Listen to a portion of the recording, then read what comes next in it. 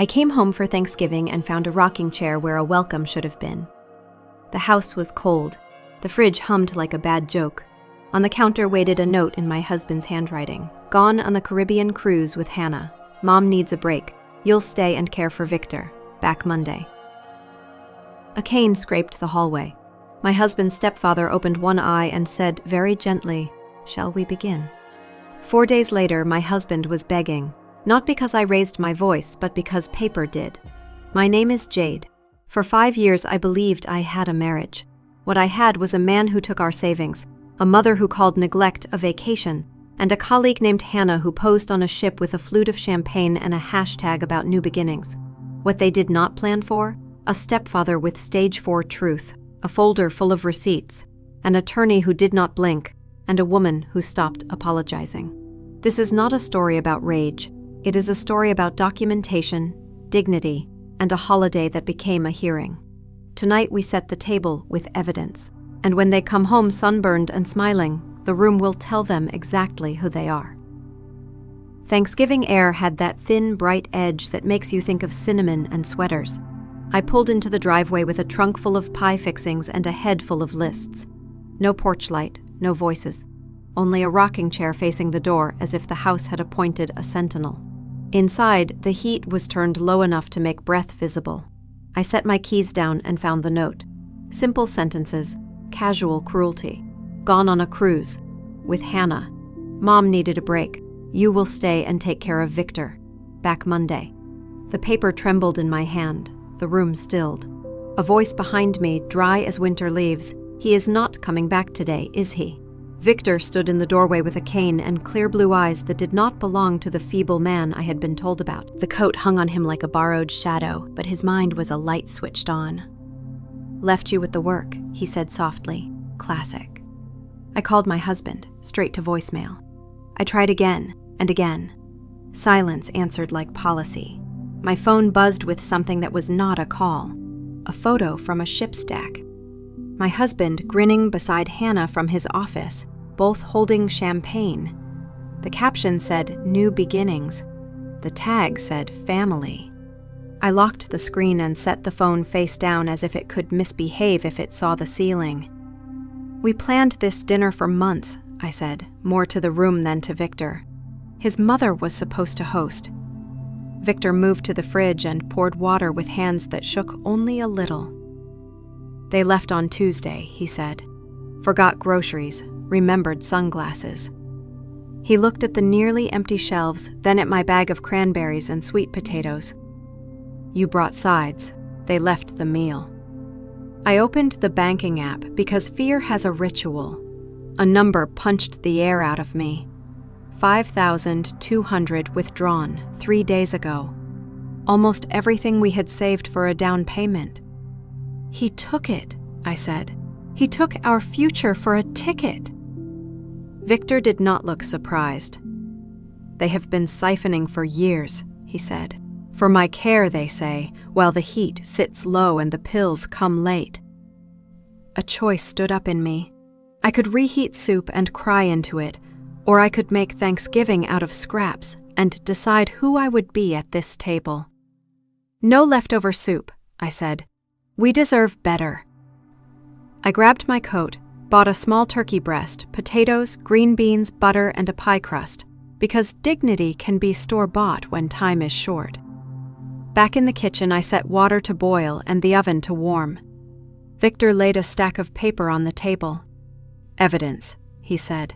Bank statements, missed appointments, notes in a neat hand recording diluted doses and delayed refills, the word terminal printed on a report like a stamp that should have been handled with tenderness and was not. My throat burned. They left you like this, knowing. He lifted one shoulder. Now you know. We ate at a cleared corner of the table, the plate too simple and somehow perfect. Tell me about your marriage, he said. It came out not as gossip, but as medical history. I described how love had turned into supervision, work from home. Do not bother with those clients. Why do you need to be out so late with friends? Let me hold your phone. Let us keep your inheritance safe in a joint account. Victor nodded the way doctors do when a pattern becomes a diagnosis. Isolation, he said. Restriction. Reframing. Classic. After dishes, he led me to a small room that had once been a study. Behind a painting hung on 2 bent nails was a loose panel. Behind the panel, a weatherproof case. Inside the case, deeds, statements, a trust. The kind of paper that does not post photos. My real assets, he said. Separate, protected. They thought they knew everything. They know almost nothing.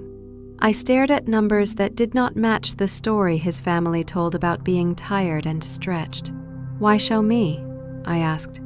Because you were left with the burden, he said.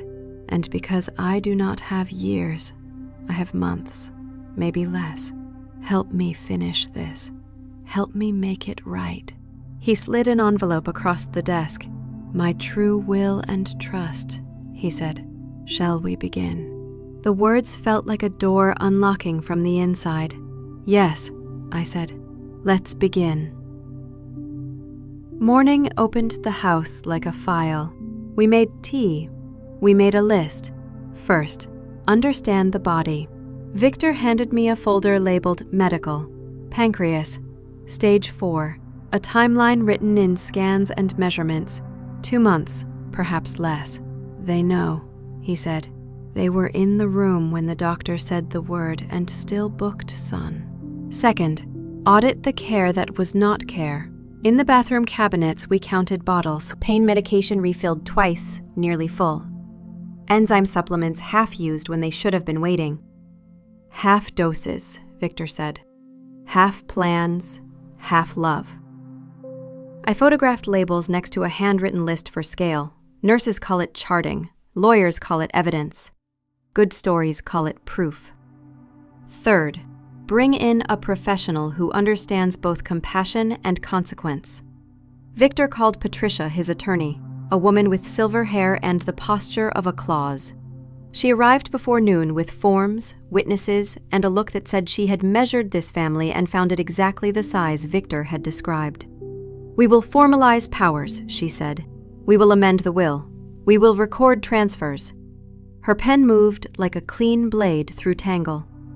I can build the archive, I offered. Scan, tag, timestamp, make it legible. Perfect, she said. Courts like neat. Fourth, shape the narrative of neglect that began before their cruise. Not lies, but a ledger.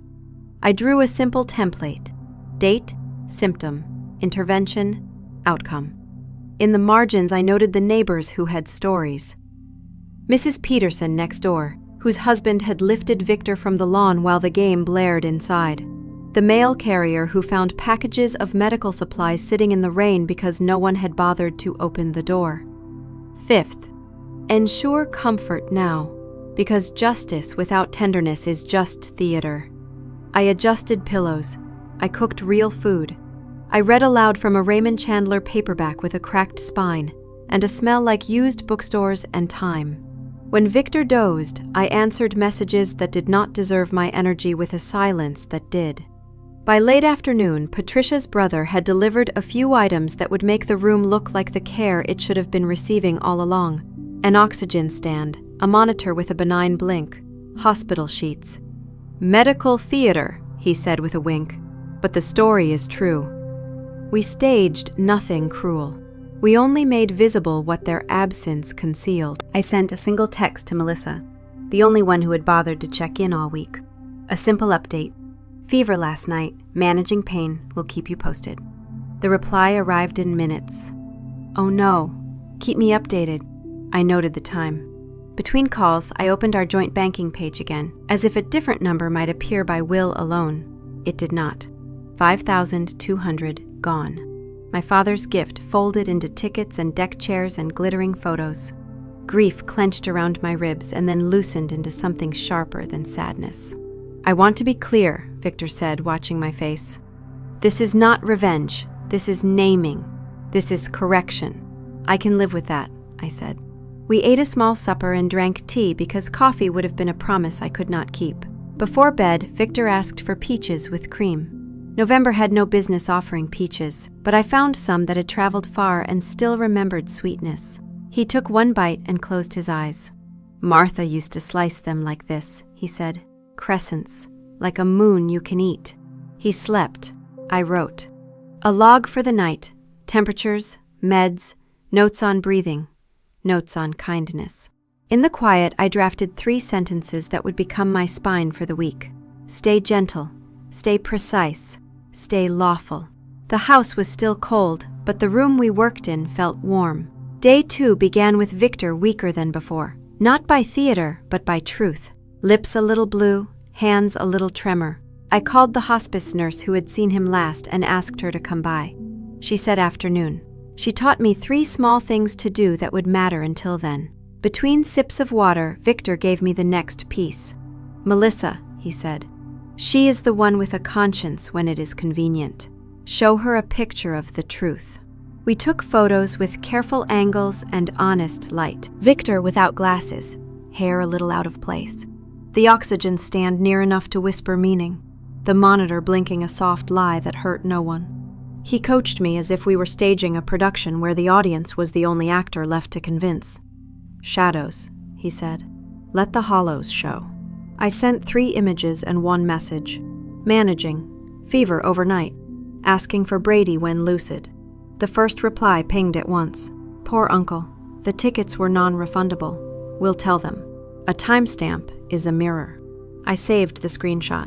Then I called my husband again and left a voicemail I wrote like a script. Specific, factual, a tremor I did not have to fake.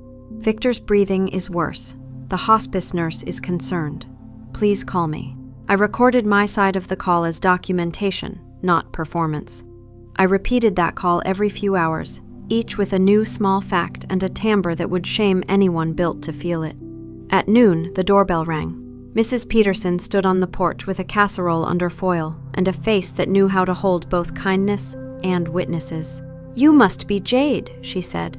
"I wondered when someone would care properly for that man." I invited her in, fed her tea, and listened. People talk when they want the world to be better. She told me about the fall in the yard, the football game, the knocks ignored. She told me how often she had seen takeout bags and how rarely she had seen groceries.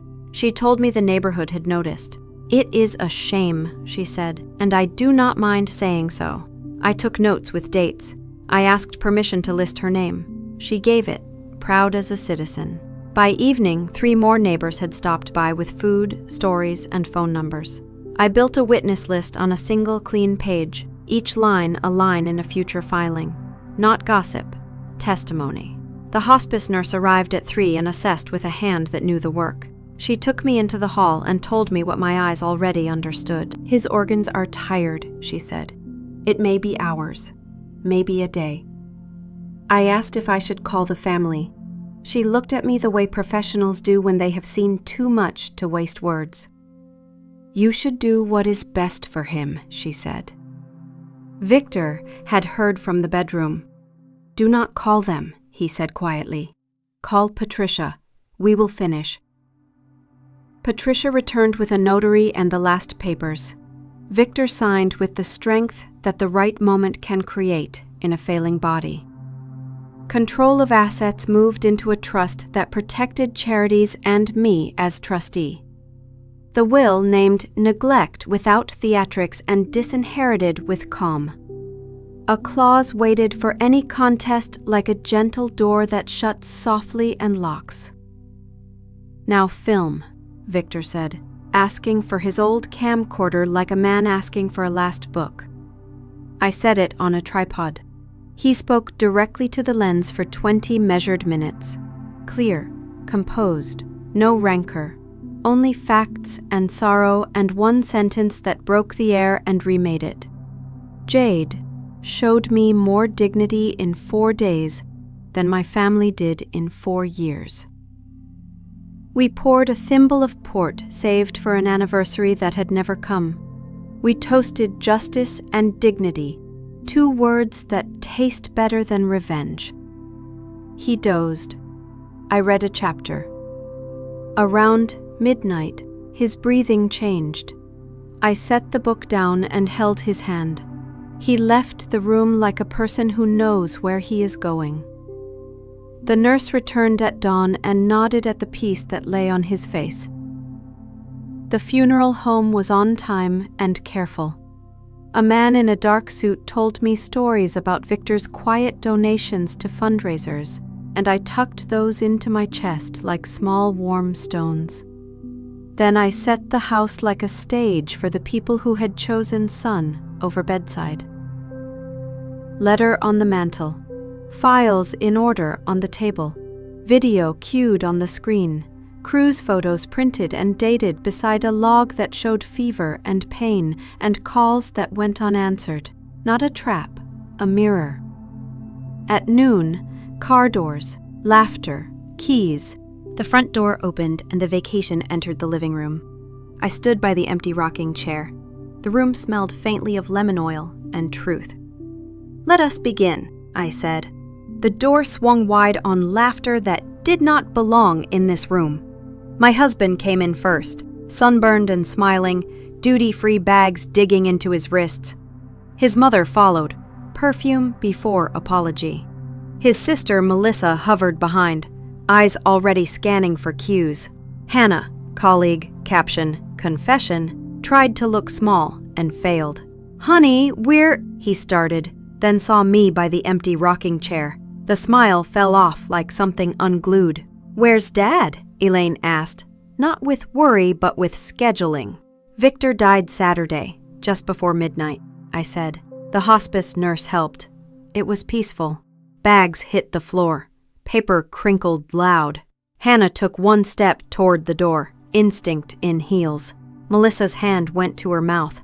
"You had a funeral without us?" my husband demanded, face moving through shock into the familiar shape of anger that thinks it is authority. "His friends came," I said. "So did your neighbors. I left multiple messages as his condition worsened. I did not add the timestamps. Not yet." "Sit," I said. "Please." I held out the cream envelope. "Victor asked me to read this when you returned." Elaine tried to snatch it. I moved the envelope out of reach with a steadiness that surprised us both. "His words," I said. "In his order," I read. "Holidays alone. Appointments canceled because brunch.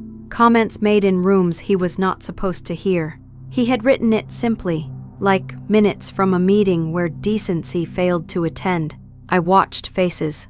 Elaine's jaw tightened into a hinge. Melissa's eyes floated from line to line, as if trying to swim to land. My husband fidgeted, then went still when the letter reached the sentence about waiting for the old man to die. "The greatest pain," I read, "is not illness or even death, but the realization that those you loved saw you only as a task." Silence arrived and sat in Victor's chair. "He was confused," my husband said too quickly. "Medication," Victor recorded a statement, I said. I picked up the remote. On the screen, his face appeared clear, glasses off, voice steady.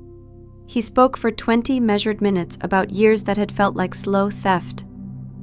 He said my name once, the way good people say it when they have decided to trust you and are not sorry. By the 4th minute, Elaine had stopped interrupting. By the 10th, Melissa had looked down and stayed there. By the end, even the notary in the memory of that room would have blinked hard.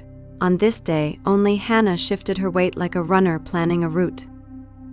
"This is a setup," my husband hissed. "She manipulated him."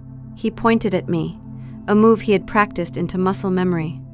Right then, the doorbell rang with the kind of timing you cannot buy. I opened it to Patricia and a man with a notary stamp and the patience of stone. "Am I interrupting?" she asked, polite as a blade. "Perfect timing," I said. Patricia set her briefcase on the dining table that now held neatly labeled stacks: financial exploitation, medical neglect, abandonment timeline. She did not sit. She did not need to. "As the executor of Mr. Harmon's estate," she said, "I am here to deliver formal notice." My husband straightened like someone entering a negotiation he expected to win. Elaine folded her hands as if prayer might make law into lore. "The will is valid," Patricia continued, "properly witnessed, notarized, and already filed with the court.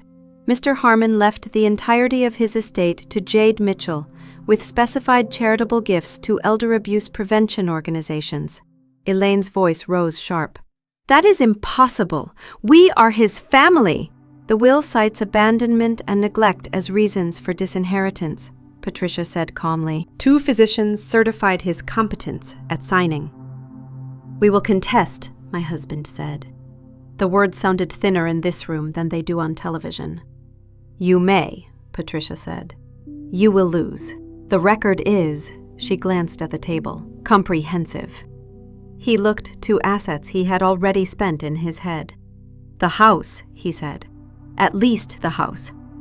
Patricia opened a separate folder with the neat confidence of a person who alphabetizes justice. The property you occupy belongs to a trust that is not now, nor has it recently been, in your name or your mother's, she said. You have been a tenant at will, tolerated by kindness. The trustee of that trust, she looked at me, is now Mrs. Mitchell. Elaine's face drained to the color of the envelope. What about the accounts? Melissa asked, voice small as a paper cut. Frozen, Patricia said, pending audit for misuse. If funds were diverted under the guise of care without being spent on care, there will be consequences. Melissa turned to her brother. You told me Grandpa set aside money for us, for college. He did not meet her eyes. That told the room more than any affidavit. My husband pivoted to me with the sudden softness he saved for emergencies and sales. Jade, please, we can talk. Hannah meant nothing. I was under stress. We can fix this. He always said we when he meant I. I took off my wedding ring. It came away like a bandage that had already let go underneath. I placed it in his palm, then set our apartment keys on top. You left him, I said, voice level as a measurement. Now you leave with nothing. He looked down at the small pile of metal and promise and found no handle. Patricia slid one last document across the table. Notices of removal, she said. You will vacate Mr. Harmon's house within 14 days. The trustee will allow 1 supervised visit for sentimental items that are not assets. You will not remove furniture, art, electronics, or files. You will not remove anything, in fact, without written permission. Elaine sputtered and reached for indignation as if it were a coat that might still fit. For appearances, for decency, Patricia said, and the correction hung in the air like good art. Hannah had already retreated to the hall. She set down 2 bags of glittering duty-free and said to no one in particular, I should go. She always had good timing when exits were free. The notary took signatures where signatures were required. He stamped where stamps belonged. The sound of ink touching paper felt like weather changing. My husband tried one more tone. If you do this, I will make your life hell. You already tried, I said. It did not take. He looked at me for a long second, weighing threats like coins. He found the purse empty. Melissa, pale under her vacation tan, whispered to me as Patricia gathered her files. I am sorry, she said. It was not enough, but it was something with a heartbeat. Patricia closed her briefcase. We are done here, she said. Then, to me, you should go rest. I will send copies. The room stayed very still after they left. Quiet has a different temperature when safety enters it. I picked up my suitcase from where I had placed it near the door that morning. My husband followed into the hall, voice shifting through a handful of keys that no longer fit any lock. Jade, keep receipts, I said without turning. You taught me that. Outside, the air felt like beginning. Mrs. Peterson waved from her porch as I loaded the suitcase. Across the street, a delivery truck paused, the driver reading the house as if it had changed names. In a way, it had. Patricia had reserved a quiet hotel room for me, 2 nights prepaid, no card required, while we set the next tasks in order. I drove there with both hands on the wheel and my jaw unclenched. In the lobby, a clerk with kind eyes handed me a key and said, "We are sorry for your loss." The phrase landed accurately for once. In the room, I set the case on the rack and sat on the bed without collapsing. The window looked over trees that did not care who had been cruel this week. I breathed. Then I did what grief and aftermath both require. I made a list. Call hospice to thank Diane. Call the funeral home to confirm billing as per Victor's instructions. Meet Patricia tomorrow to sign trustee documents and open the audit file. Email the wildlife rescue Victor loved. He had mentioned a donation. Text my friend Leah 2 honest sentences. She will come with soup and silence. I wrote a separate list titled, For Later. Therapy, new bank, new locks for our apartment, even though I had handed back the keys. Old habits die last.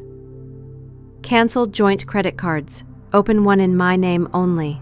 Back up the evidence archive to 2 drives and a cloud that will not forget. My phone lit with messages at last. My husband cycling through apology, and then strategy, and then rage. Elaine demanding meetings her calendar no longer controlled. Melissa asking if she could come by this week to sit in Victor's room one last time. I answered only one. Melissa, yes, supervised. After we inventory. I slept that night without bracing. Not because life was simple, but because it was straight. The next morning we met at Patricia's office, a room full of books with spines that have done this work longer than any one family's drama. I signed trustee papers. Patricia explained the oversight obligations with precision and respect. You will not be alone in this, she said. That is the point of structure. We reviewed Victor's final gifts. Modest cash for me to begin again. Substantial bequests to 2 elder abuse nonprofits. A scholarship fund at the community college for caregivers who need short breaks to stay human. He asked for no plaques, Patricia said, only outcomes. I walked to the rescue after and told them about the donation, leaving out everything that was none of their business. The director cried a little and laughed at herself for crying and said, "He always gave quietly." We planned a small memorial release of a hawk once their team cleared it for the sky. Back at the hotel, I opened my laptop and wrote the first honest email in months. Dear clients, I am back on limited design hours. Thank you for your patience. My rate is the same. My boundaries are new. In the evening, I sat with a cup of tea in a chair that did not rock and read Victor's letter again, this time as benediction instead of evidence. The line about tasks landed differently now. There are whole lives built around managing other people's wants until your own barely register. I felt mine returning, like circulation to a numb hand. On Wednesday, Melissa came with a paper bag of bakery cookies and a face that did not try to paint itself. Patricia's paralegal supervised while we let her sit in Victor's room. She touched the blanket and cried, and did not ask for anything but a minute. On the way out, she said, "I am going to school anyway. Community college for a year, then transfer. Grandpa would want that." I believed her. Sometimes one person's consequence becomes another person's start. By week's end, the audit found enough to keep any contest brief and expensive. My husband moved to a friend's couch. Hannah's account went private. Elaine told anyone who would listen that appearances had been violated.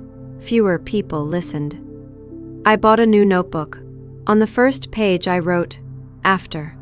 Underneath, a list with 4 lines. Find a small place with good light. Buy us a second-hand table sturdy enough for pie crusts and paperwork. Keep peaches in summer. Keep receipts, always. I closed the cover and felt the lightness that comes when you put down a weight you have carried so long it felt like a limb. The story was not revenge. It was repair. I texted Leah, "Dinner tomorrow? Not soup. Something celebratory but quiet." She sent back one word, "Yes."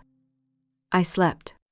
Morning arrived right on time. On Friday, Patricia's paralegal, Caleb, a patient man with a neat beard and a stopwatch brain, met me at the house for the supervised visit. We arrived 10 minutes early. I unlocked the door with the trusty key. The rooms smelled like lemon oil and a distant argument. At 2 o'clock exactly, my husband and Elaine stepped onto the porch. Melissa followed, quieter, carrying a small tote. Hannah did not come. Absence can be considerate. Caleb explained the rules again. Sentimental items only. No furniture, no electronics, no files, no art, no civil, no silver. Each item photographed and logged, 30 minutes total. Anything disputed remained. Elaine tried to glide past him with a hand toward the china cabinet. Caleb lifted the clipboard without lifting his voice. "No," he said. That was all. They moved in small circles, pretending not to be watched, taking what could be defended as personal. A photo of Victor and his first wife Martha, a faded scarf, a cracked saucer Martha used for rings. Melissa found a box of sheet music from Victor's early years and asked if she could keep one booklet. Caleb checked the list, nodded once. "One," he said. "Logged." She chose a songbook and held it like something fragile that could still be repaired. My husband tried to pocket a pair of cufflinks. Caleb's hand appeared with the grace of a magician and the certainty of a bailiff. "No," he said again, and opened a clear zip bag. The cufflinks went in, logged as attempted removal. There are entries that write themselves. In the bedroom, Elaine reached for a jewelry box and flinched when she found it empty.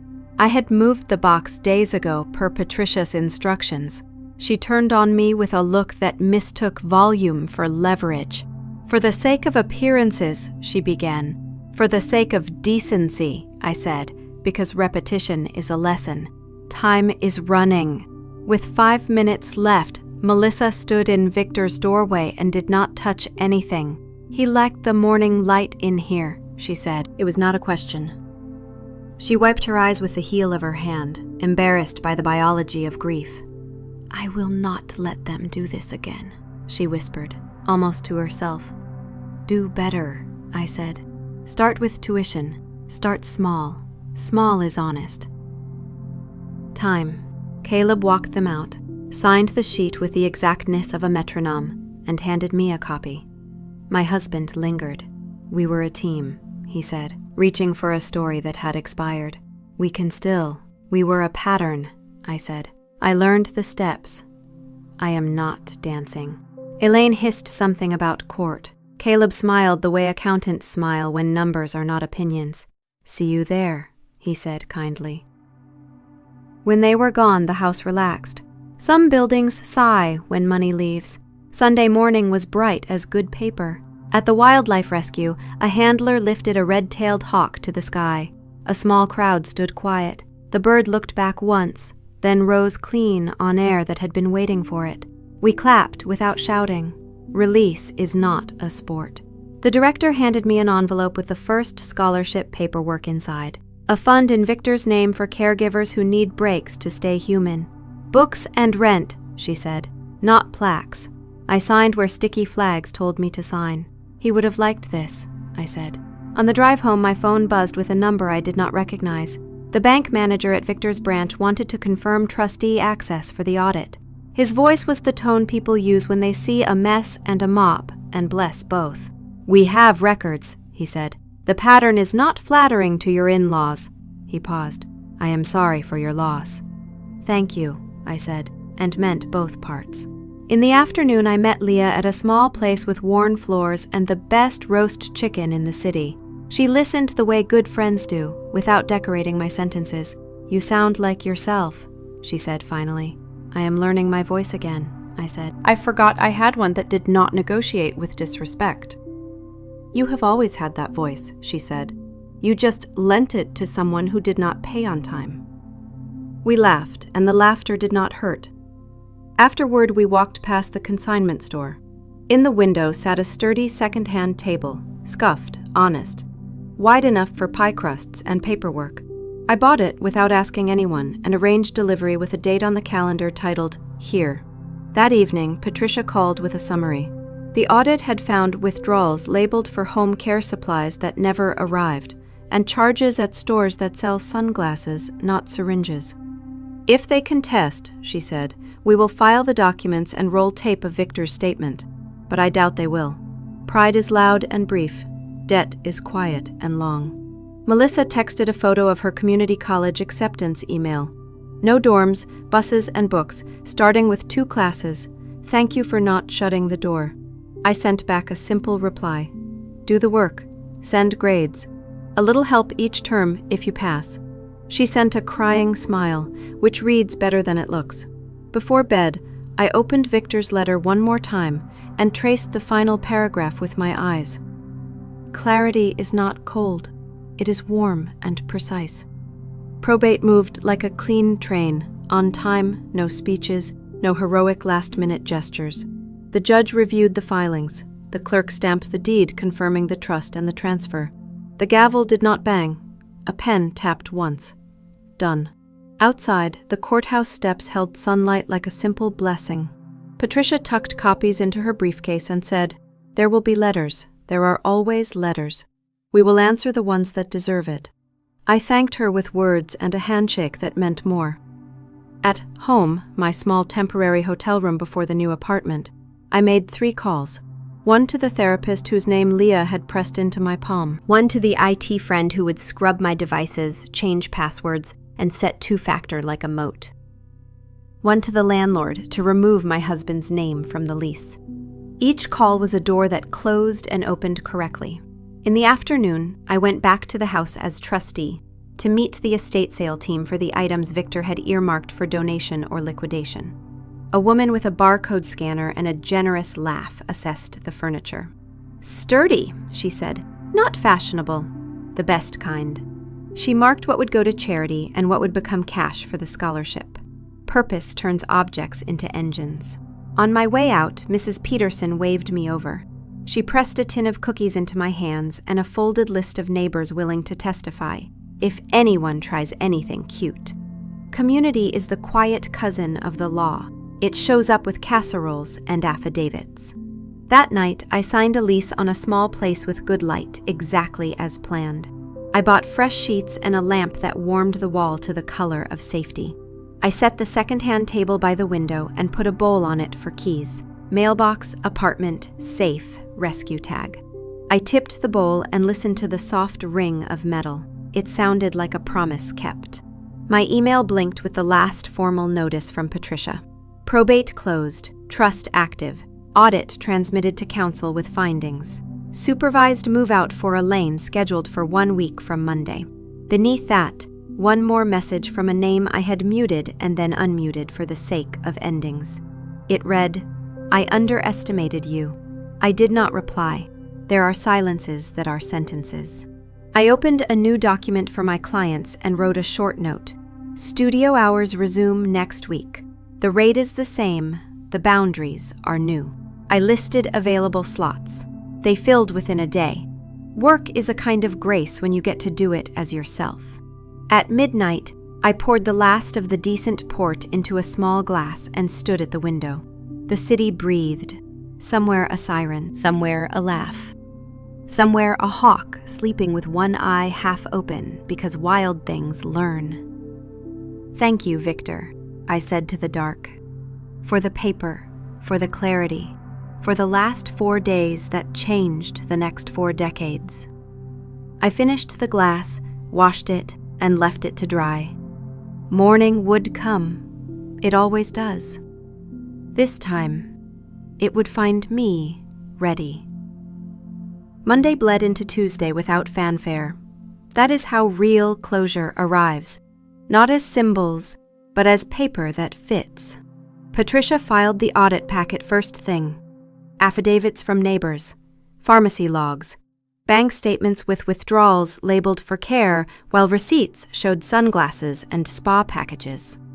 Victor's video, my call log with timestamps that lived like little lanterns.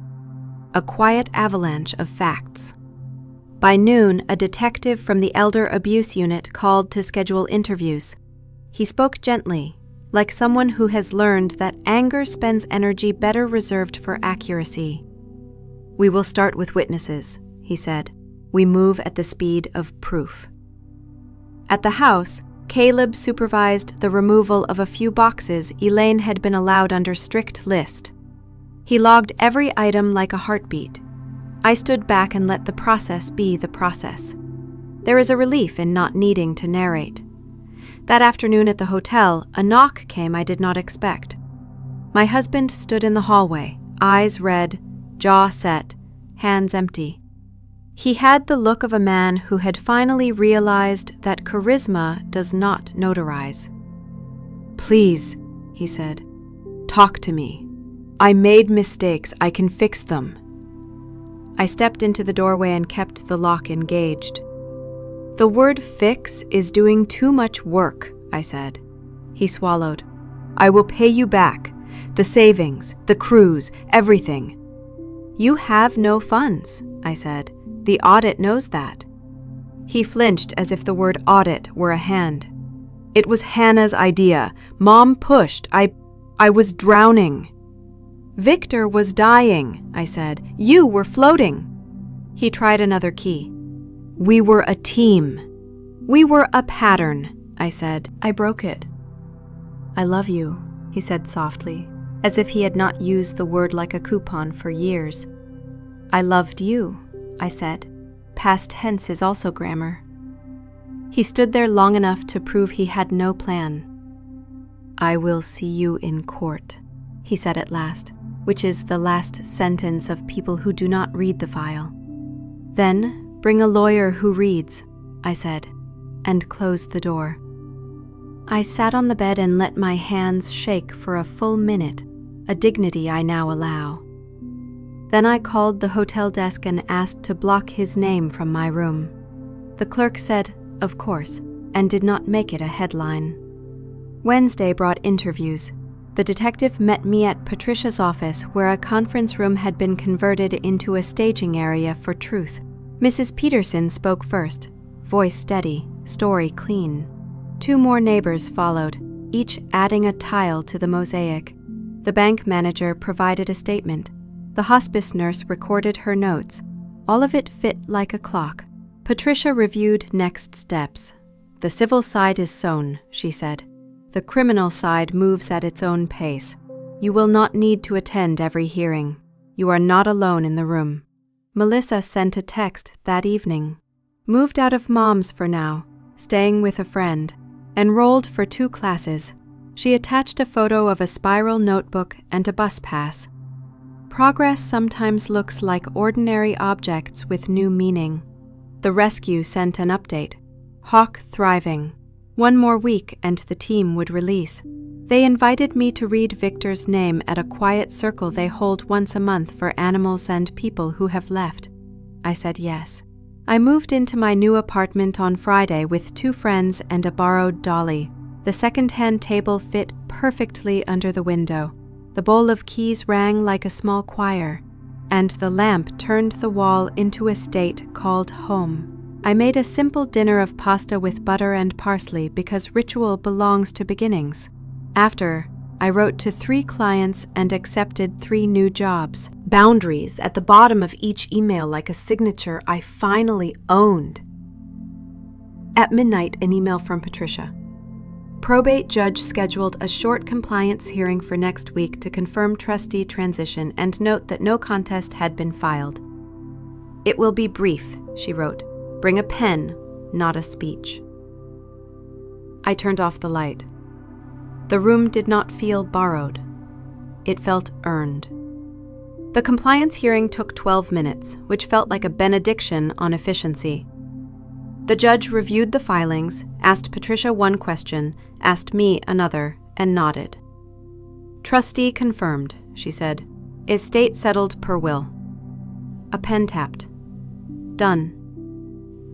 On the courthouse steps, sunlight pooled on the stone as if someone had poured it there. Patricia handed me final copies in a slim folder that looked too small to hold so much relief. "There will still be noise," she said. "Ignore all sound without subpoena." We laughed. It felt good to learn humor again without checking a room for permission. That afternoon, the rescue's memorial circle gathered at the edge of a field.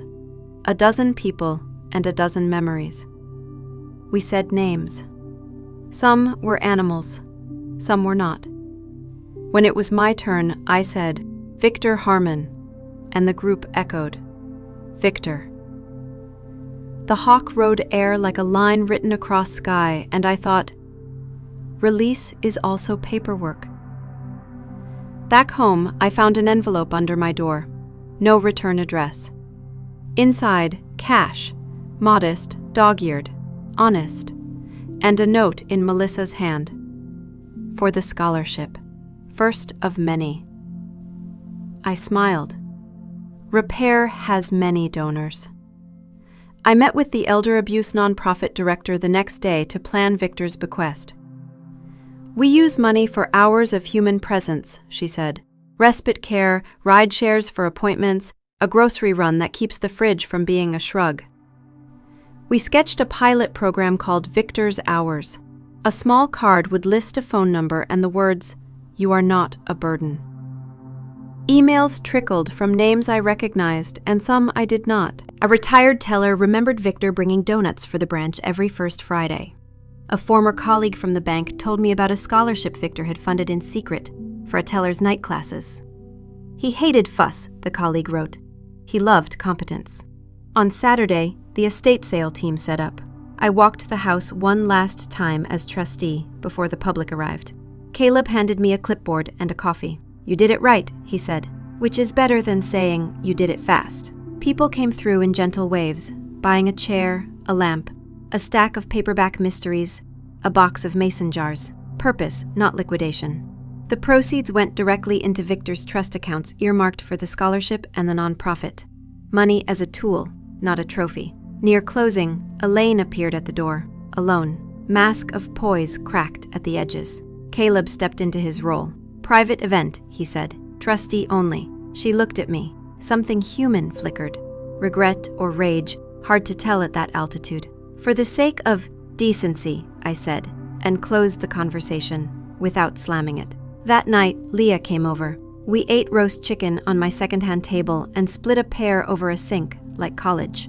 "You are different," she said. "I am the same," I said, "but we can see it now." We made a list on the back of a takeout menu titled, "When I Forgot Myself." Each item had a mirror called, "When I Remembered." We laughed until we cried, and then only cried. Grief and joy have learned to share chairs in my house. Sunday morning, I updated my client portal with a waiting list and a note. No rush projects, no panic pricing. We will make something good at a human pace. 3 inquiries left, because they wanted a hustle I no longer sell. 5 stayed and said thank you. That is the math I sleep by now. In the afternoon, I wrote Melissa a short note offering a small monthly stipend for books in exchange for grades. She replied with a photo of an A on her first essay. It was about cycles, she texted, and how to break them. I wrote, "Frame it." As evening fell, I placed Victor's letter in my safe next to my own updated will. The 2 documents looked like a conversation across time. I turned off the lamp and sat by the window until the city lights called me to bed. 2 weeks later, the detective called again. "We are moving forward," he said. "We will not need you for arraignment. If there is a plea, you may not have to testify." He paused. "I have seen worse. I have also seen better. Thank you for being the latter."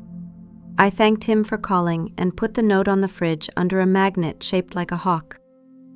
Patricia scheduled the final trustee review. We met in her office where legal pads grow like tame plants. We checked boxes. We set reminders. We wrote one line in bold, "No contact except through counsel." Then she stood, which is how she hugs. "It has been an honor," she said. "Please go have an ordinary lunch."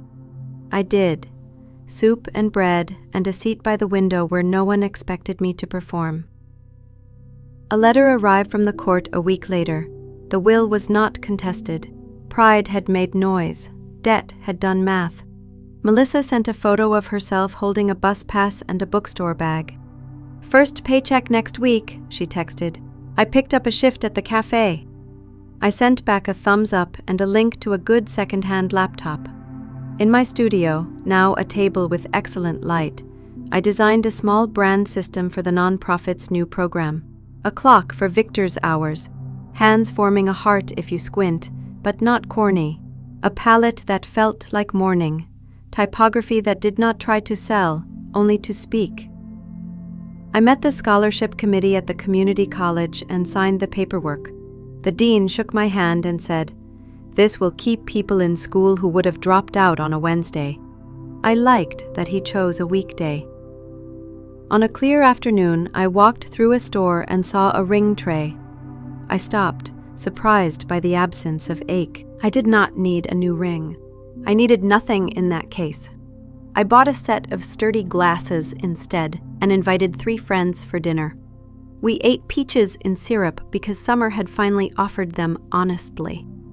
That night, an email arrived from a client who had hired me years ago, then drifted away when my boundaries were porous. "Your work looks stronger," she wrote. "Your voice does, too." I slept with the window open and the future felt like air. Weeks later, Melissa knocked on my door with a small bouquet from the grocery and news. She had passed both classes. We sat at the table and ate cookies from a bag and talked about next terms and budgets and how to teach a younger cousin that love is not supervision. When she left, I felt the kind of tired that comes from lifting something heavy alongside someone who is learning where to grip.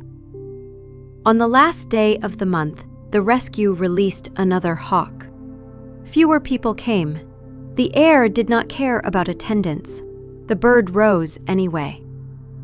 At home, I wrote one last entry in the notebook that had carried me through. Title: Lessons That Keep.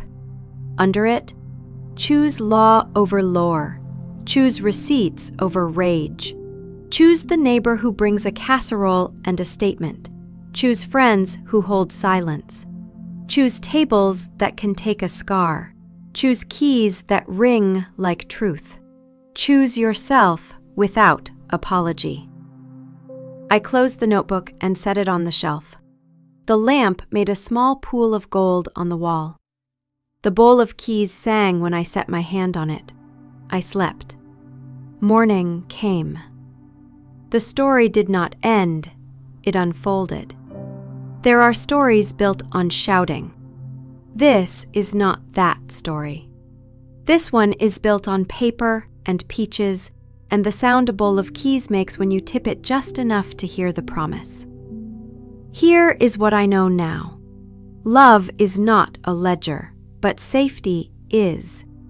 Put it in writing, not because you expect betrayal, but because you respect the future. Victor did. He packed dignity into clauses and witnesses. He wrote a letter that held shape when people did not. Paper did not love me. A man did. Paper kept his love from being edited by those who had never practiced it. Justice is not a scene. It is a sequence. Photographs, timestamps, a neighbor saying, "I saw," a nurse writing, "I advised," an attorney who prefers pens to speeches, a judge tapping once. Some miracles are 12 minutes long and wear a robe like a well-ironed fact. Grief and joy will share a table if you set enough chairs. Leah will show up with soup and silence. Melissa will bring a bus pass and grades. A stranger will release a hawk and you will feel something lift that is not a bird. Boundaries are not walls you build to keep love out. They are doors that lock and open with keys you own. Hand back the rings that were receipts for a promise not kept. Keep the keys that open rooms where you can rest. If you are standing in a kitchen with a note that tries to rename you as help, breathe. Heat the oven. Make real food for the person who needs it now, which may be you. Call the attorney. Call the nurse. Call the neighbor who tells the truth. Start a log. Save the screenshots. Do not raise your voice. Raise your standards. When they come home sunburned and smiling, let the room speak. It knows what it has held. I still keep peaches in the fridge when I can find them decent in season. I still read a page of Chandler sometimes because sentences that do their job remind me to do mine. I still touch the safe. Not to open it, but to remember that inside are two letters that built a bridge between the person I was and the person I am. I am Jade. I am not a task. I am not a placeholder. I am a woman with a bowl of keys, a second-hand table, a trust to steward, a hawk to watch, friends who knock, clients who respect a pace that keeps us human, and a door that locks. If you need a line to carry with you, take this one. Choose law over lore. Choose decency over spectacle. Choose the future you can sign. Morning will come. Count from 1, then begin. Next up, a Christmas homecoming, a temporary move-in, and a grandmother who signed the wrong deed on purpose. A nephew thinks lineage is a key. The safe disagrees. Bring your receipts.